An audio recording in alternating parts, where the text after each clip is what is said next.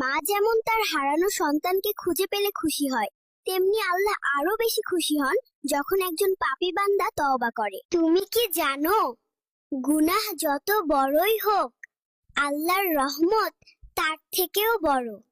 হতাশ হবেন না, আপনার রবের কাছে চাইতে থাকুন, দেখবেন হঠাৎ আপনার দোয়া কবুল হয়ে গেছে। পৃথিবীর কেউ তোমার চোখের পানি না দেখলেও আল্লাহ দেখেন, আর তিনি উত্তম প্রতিদানকারী। হে আল্লাহ, আমার ঈমান ও দুনিয়াকে ইসলামের পথে পরিচালিত করুন।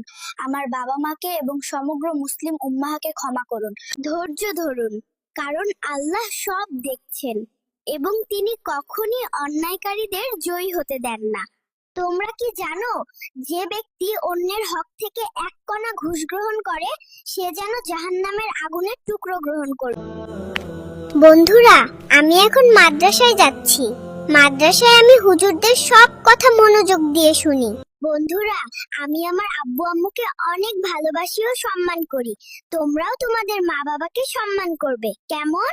যদি মেয়ে হয়ে থাকো তাহলে এক্ষুনি সোশ্যাল মিডিয়াতে নিজের ছবি পোস্ট করা বন্ধ করে দাও, কারণ নেক্সট এআই যা আসছে সেটা খুব ভয়ঙ্কর, না হলে কিন্তু পস্তাবে।